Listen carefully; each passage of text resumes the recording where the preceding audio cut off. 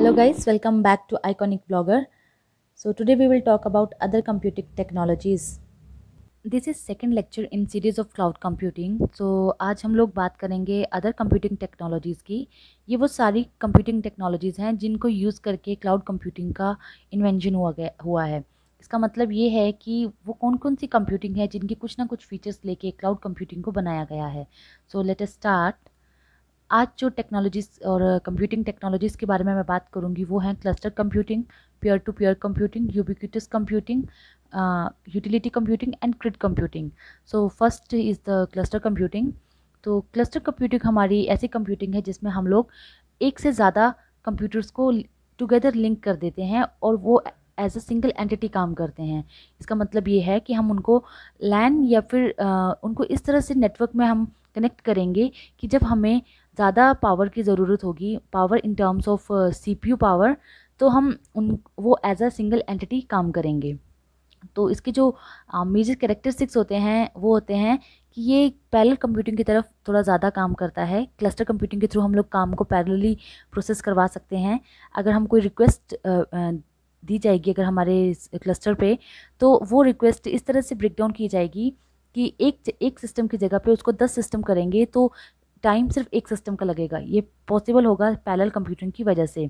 इसके अलावा भी और बहुत से मेजर कैरेक्टरिस्टिक्स हैं क्लस्टर कंप्यूटिंग के, जिसमें एक आता है हमारा इंटरकनेक्शन ऑफ द टेक्नोलॉजीज़। इसमें हम लोग इसका ये मतलब ये है कि कंप्यूटर्स को हम लोग जो हमारी टेक्नोलॉजीज़ हैं उनके थ्रू इंटरकनेक्ट करेंगे, जैसे हमारे वेरियस टोपोलॉजिकल मॉडल्स हैं उनके भी थ्रू।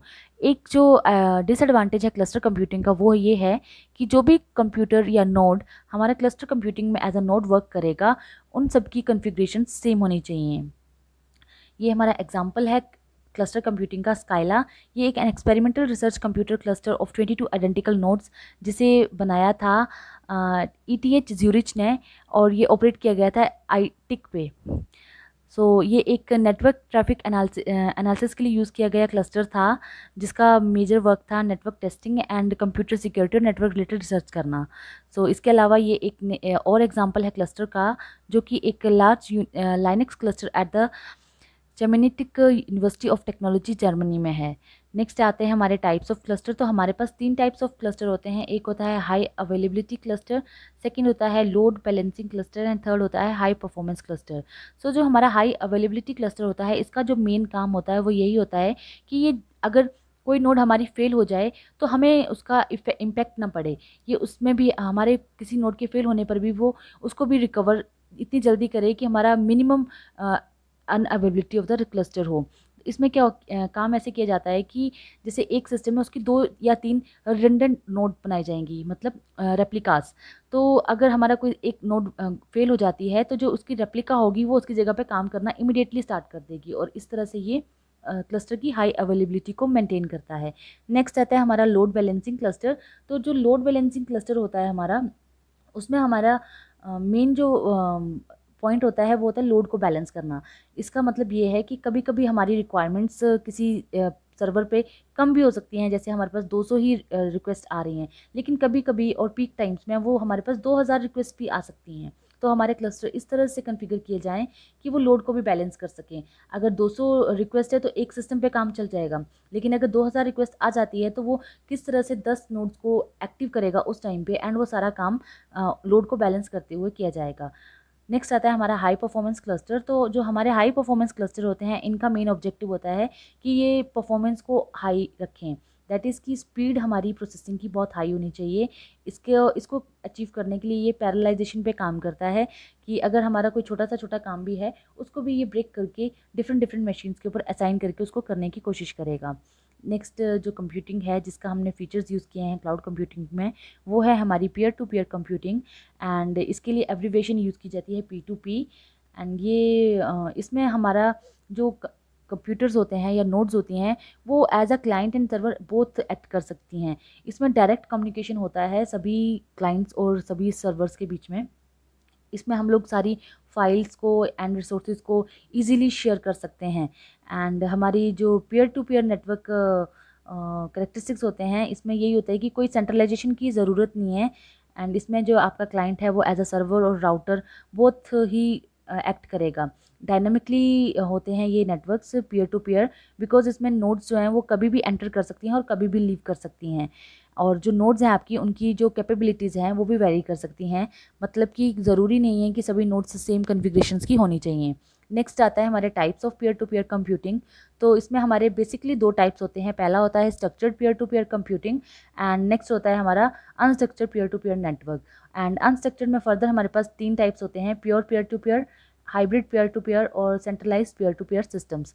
सो जो हमारे structured peer to peer networks होते हैं, इसमें हमारे जो नोड्स होंगी वो एक पर्टिकुलर स्ट्रक्चर, दैट इज़ एक पर्टिकुलर टोपोलॉजी को यूज़ करके उसको हम लोग ले डाउन करेंगे। मतलब हमारा अगर स्टार टोपोलॉजी यूज़ कर रहे हैं तो हमारा जो नोड्स होंगे वो स्टार में पर्टिकुलरली अरेंज किए जाएंगे या फिर किसी और टोपोलॉजी के साथ।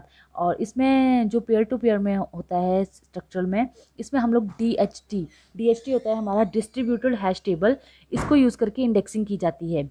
अगर हमें कोई भी फाइल चाहिए होगी तो हम पहले हैश टेबल में उस फाइल का एड्रेस देखेंगे कि कौन सी नोड के पास वो फाइल है, देन उस नोड के साथ कम्युनिकेट करके वो फाइल एक्सेस की जाती है। नेक्स्ट आता है हमारा अनस्ट्रक्चर्ड पेयर टू पेयर। तो अनस्ट्रक्चर्ड पेयर टू पेयर में जैसे नाम से ही पता लग रहा है कि कोई स्ट्रक्चर इम्पोज नहीं किया जाता है, नोड्स कहीं पे भी हो सकती हैं और ये एड होक नेटवर्क की तरह काम करती हैं। मतलब जैसे हमारा वाईफाई में होता है, कोई कनेक्शन इस्टेब्लिश करना ज़रूरी नहीं है, ऑन डिमांड हम कनेक्शन इस्टेब्लिश करेंगे एंड एड होक फैशन में। सो इसमें जो तीन टाइप्स हैं हमारे वो हैं pure pair to pair, centralised pair to pair and hybrid pair to pair. So जो हमारे ये तीनों हैं आप यहाँ पे डायग्राम्स में देख सकते हैं। फर्स्ट है हमारा जो हमारा बेसिक ट्रेडिशनल मॉडल हम यूज़ करते थे, client server. Server as a middle entity काम करता है और बाकी सब नोड्स उसके साथ कम्युनिकेट होती हैं। कोई भी डाटा जाएगा वो सर्वर के थ्रू जाएगा, रिक्वेस्ट एंड रिस्पॉन्स बहुत सर्वर ही करेगा। लेकिन नेक्स्ट जो होता है हमारे अनस्ट्रक्चर्ड पेयर टू पेयर में, उसमें पहला है सेंट्रलाइज्ड पेयर टू पेयर। इसमें हमारे पास सर्वर तो रहेगा, लेकिन सर्वर का जो मेन काम है सिर्फ एड्रेस बताना। मतलब अगर किसी को कोई डाटा चाहिए नोड को, तो वो सर्वर से सिर्फ उस डाटा का एड्रेस पूछेगा कि वो डाटा कौन सी नोड के पास है। जैसे उसको उसका एड्रेस पता लग जाएगा वो उसके साथ डायरेक्टली कम्युनिकेट करेंगे। नेक्स्ट है हमारा हाइब्रिड पेयर टू पेयर। इसमें हमारा combination of structured and unstructured चलता है। जैसा कि डायग्राम में दिख रहा है कि हमारे पास सर्वर्स भी हो सकते हैं एंड विदाउट सर्वर भी हम काम कर सकते हैं। और लास्ट है एक अनस्ट्रक्चर्ड में जो लास्ट है वो है प्योर पेयर टू पेयर। इसमें ये true model of the peer to peer होता है। इसमें जो कंप्यूटर्स हैं वो एक दूसरे के साथ डायरेक्टली कनेक्टेड होते हैं, उनको कोई सेंट्रल एंटिटी से एड्रेस लेने की ज़रूरत नहीं है, उनके पास सभी का एड्रेस मेंटेन्ड होगा। अब नेक्स्ट एग्जांपल है हमारे पास सेंट्रलाइज पेयर टू पेयर का नैपस्टर। तो जो हमारा नैपस्टर है उसमें नैपस्टर जो कंप्यूटर होता है वो एज अ सेंट्रल सर्वर काम करता है, उसके पास सभी के एड्रेसेस होते हैं। तो इसका फंक्शनिंग देख लेते हैं। जैसे यहाँ पे दिखाया गया है कि नैपस्टर हमारा जो कंप्यूटर है उसके पास सभी की इंडेक्सिंग की होगी। तो पहला स्टेप जो होता है नैपस्टर कंप्यूटर्स में वो यही होता है कि सभी अपनी अपनी इन्फॉर्मेशन उसको भेजेंगे कि उसके पास क्या क्या डाटा है एंड अपनी लोकेशन के साथ। तो उसके बाद जो काम होगा वो होगा कोई एक रिक्वेस्ट करेगा किसी फाइल के बारे में, देन नैपस्टर उसको उसका एड्रेस देगा कि वो डाटा कौन से पार्टिसिपेंट के पास है। जब उसको उस पार्टिसिपेंट का पता लग जाएगा तो वो डायरेक्टली कम्युनिकेट करेंगे एक दूसरे के साथ और यहाँ से वो लोग अपनी फाइल्स को एक्सेस कर सकते हैं। नेक्स्ट आता है हमारा पेयर टू पेयर में। तो जो हमारा पेयर टू पेयर है उसका मेन डिसएडवांटेज होता है सेंट्रलाइज स्ट्रक्चर। अगर हमारा सेंटर नोड फेल हो जाए तो हमारी pure pair to peer totally fail हो जाती है। तो इसको ओवरकम करने के लिए हमारे पास न्यूटेला है एंड न्यूटेला हाइब्रिड की तरह काम करती है। इसमें फ्लडिंग का कंसेप्ट यूज़ किया जाता है, दैट इज़ हर कंप्यूटर अगले अपने 7 नेबर्स के साथ कनेक्टेड रहेगा। उसको जो फाइल चाहिए होगी वो अपने 7 नेबर से उसकी रिक्वेस्ट करेगा। अगर उन 7 नेबर के पास वो नहीं होगी तो वो अपने अपने 7 नेबर से उसकी रिक्वेस्ट करेंगे एंड जब वो फाइल उसको मिल जाएगी तो वो रिवर्स पाथ फॉरवर्डिंग करके जिसको वो फाइल चाहिए थी उसके तक वो फाइल पहुँच जाएगी। ये हमारा न्यूटेला जो था वो हाइब्रिड पेयर टू पेयर का एक एग्जांपल है। नेक्स्ट कंप्यूटिंग जो यूज़ होती है क्लाउड कंप्यूटिंग में वो है हमारी ubiquitous computing and this is one of the most emerging area in cloud computing and even in all the computings. So जो हमारी यूबिक्विटस कंप्यूटिंग होती है इसके बहुत से नाम भी हैं एंड ये हमारा एक मेथड है, ऐसा मेथड जिसमें हम कंप्यूटिंग को इतना एनहेंस करते हैं कि हम कंप्यूटिंग रिसोर्सेज को तो यूज़ करेंगे लेकिन उनके जो साइजेज़ है या फिर वो हमें दिखेंगे नहीं। हम उन्हें यूज़ कर रहे हैं लेकिन वो हमारे लिए इनविजिबल रहेंगे। हमारे फिजिकल एनवायरनमेंट में वो होंगे लेकिन इनविजिबल तौर पे। तो इसमें साफ तौर पे हम लोग सेंसर्स का यूज़ करने जा रहे हैं। तो हम सेंसर्स को ही अपनी बॉडी या अपनी क्लोथिंग या अपने सराउंडिंग में इस तरह से इम्बेड कर देंगे कि हमें वो इनविजिबल रहेंगे एंड वो हमारे लिए वर्क करेंगे। This is called ubiquitous computing. तो जो यूबिक्विटस कंप्यूटिंग है, जब से यूबिक्विटस कंप्यूटिंग आई है, पहले हमारे जो कंप्यूटर्स थे वो बहुत बड़े बड़े होते थे, तो जब हमारा साइज़ बड़ा था तब हमारे नंबर्स ऑफ़ यूज़र कम थे, लेकिन जैसे जैसे हमारा साइज़ डिक्रीज़ होता गया, हमारे नंबर ऑफ़ यूज़र्स और नंबर ऑफ़ डिवाइसेस इंक्रीज़ होते जा रहे हैं। एंड हमारी यूबिक्विटस कंप्यूटिंग पॉसिबल हो पाई है सिर्फ और सिर्फ कंटेक्स्ट अवेयरनेस की वजह से। कंटेक्स्ट अवेयरनेस में होता क्या है कि आपके बारे में जो भी नॉलेज है, जो उन डिवाइसेस को चाहिए, वो आपसे एज ए क्वेश्चन वो आपसे इनपुट ले लेगा एंड देन उनको वो कंपेयर कर लेगा एक बहुत ही बड़े लार्ज डाटाबेस के साथ कि उस रिक्वायरमेंट के अकॉर्डिंग या उस प्रेफरेंस के अकॉर्डिंग आप क्या प्रेफर करेंगे। सो यहाँ पे जो क्वेश्चन ये पूछ सकता है वो होते हैं, who is the user, where is the user, what is he और she is doing and what is the requirement. And इसके बेसिस पे वो डाटा माइनिंग, जो कि एक नया कंसेप्ट है, और एआई की मशीन लर्निंग के एल्गोरिथम्स यूज़ करके वो आंसर्स फाइंड करके हमें आउटपुट दे देता है। और जो हमारा यूबिक्विटस कंप्यूटिंग है, इसके बहुत सारे नाम हैं जो कॉमन विजन्स शेयर करते हैं, जैसे हमारा pervasive computing, ubiquitous computing, ambient intelligence, variable computing and context awareness. ये सारे एक ही चीज़ को पॉइंट आउट करते हैं। एंड इसके एग्जांपल्स की बात करें तो हमारे स्मार्ट क्लोथिंग, जिसमें हम अपने सेंसेस को ही फैब्रिक में डाल सकते हैं, जो हमारे मॉनिटर कर लेगा हमारी पल्स को, ब्लड प्रेशर को एंड बॉडी टेम्परेचर को। इसके अलावा हम इनविजिबल कॉलर माइक्स भी लगा सकते हैं। एंड अगर किड्स वेयर की बात करें तो जो गेमिंग कंसोल्स हैं वो हम बच्चों की स्लीव्स पे ही इंस्टॉल कर सकते हैं, या जीपीएस ड्रिवन लोकेटर्स भी इंस्टॉल कर सकते हैं, और बहुत सी ऐसी चीज़ें। नेक्स्ट जो कंप्यूटिंग आती है, जो बहुत ही इंपॉर्टेंट है एंड इसका जो फीचर यूज़ किया जाता है क्लाउड कंप्यूटिंग में, वो है सर्विसेज को मीटर करना। मतलब सर्विसेज को कैसे कैसे उनकी कॉस्टिंग की जाएगी। तो यूटिलिटी कंप्यूटिंग में होता क्या है कि जो जो चीज़ें हमें चाहिए होती हैं उनका एक पैकेज बना के, उन रिसोर्सेज का उनकी कितनी कंप्यूटेशनल कॉस्ट सब कुछ बना के, वो कितनी कॉस्ट हमें पड़ेगी यूज़र को, वो पहले से ही बना दी जाती है। और जब हम ऐसे करके रिसोर्सेज को यूज़ करते हैं तो उसको यूटिलिटी कंप्यूटिंग बोलते हैं, और ये एज सच यूज़ की जाती है क्लाउड कंप्यूटिंग में। इसका मेन मोटिव होता है कि हम जिस चीज़ को यूज़ करें हम सिर्फ उसी के लिए पे करेंगे, और यही इसका एडवांटेज भी है कि या तो हमें लो या फिर नो इनिशियल कॉस्ट हमारे कंप्यूटिंग रिसोर्सेज के लिए देनी पड़ती है। नेक्स्ट आती है हमारी ग्रिड कंप्यूटिंग, जो बहुत ज़्यादा यूज़ होती है क्लाउड कंप्यूटिंग में। एंड ग्रिड कंप्यूटिंग थोड़ी बहुत सिमिलर होती है क्लस्टर कंप्यूटिंग में।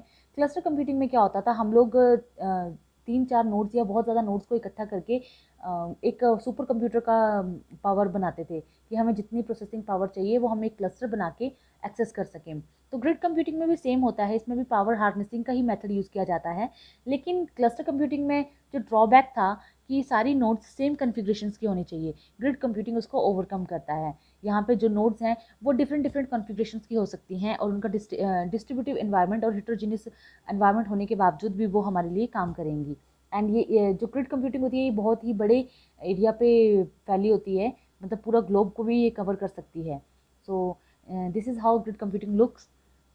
एंड नेक्स्ट जो प्रॉपर्टीज़ है ग्रिड कंप्यूटिंग की, एक तो यही है कि इसमें हेट्रोजेनियस डिस्ट्रीब्यूटेड सिस्टम्स होंगे, हर टाइप के रिसोर्सेज को ये शेयरिंग कर सकती है। एंड इसमें हमें फील आता है ऐसा, जब हम ग्रिड कंप्यूटिंग से यूज़ करते हैं सिस्टम को, तो हमें एक डेस्कटॉप सुपर कंप्यूटर का फील आता है, सिंस जो काम हमारा एक कंप्यूटर कर रहा था एंड वो उसको प्रोसेस करने के लिए 10 मिनट लगा रहा था, ग्रिड कंप्यूटिंग के थ्रू अगर हम सेवरल कंप्यूटर्स को यूज़ करके उस काम को करेंगे तो हमें वही काम 1 मिनट या मे बी 1 सेकंड में भी हो जाए। तो एक सुपर कंप्यूटर का फील ये हमें देता है। एंड जो मोस्ट इंपॉर्टेंट थिंग है वो है कि cluster is not a grid, because cluster में जो कॉन्फ़िगरेशंस होती हैं सेम होती हैं एंड ग्रिड में कॉन्फ़िगरेशंस हमेशा हिट्रोजीनियस रहती हैं। एंड जो आपका ग्रिड है वो कभी भी एक पर्सन के द्वारा ऑन नहीं किया जा सकता है, और ना ही कोई एक सिंगल रिसोर्स को यूज़ करके या सिंगल पर्सन यूज़ उसको बना सकता है। ये हम ज़रूर कह सकते हैं कि एक पर्सन या फिर एक रिसोर्स उस ग्रिड का पार्ट हो सकता है। ग्रिड में जो सॉफ्टवेयर्स हमें मिलते हैं वो open source, proprietary software and application database, her type के सॉफ्टवेयर वहाँ मिलेंगे। इसमें जो भी शेड्यूलिंग की जाती है वो डिसेंट्रलाइज शेड्यूलिंग होती है, and unlimited numbers of the nodes provide करवाई जाती हैं ग्रिड कंप्यूटिंग में। Thanks for watching, and next lecture will be on NIST Cloud Architecture.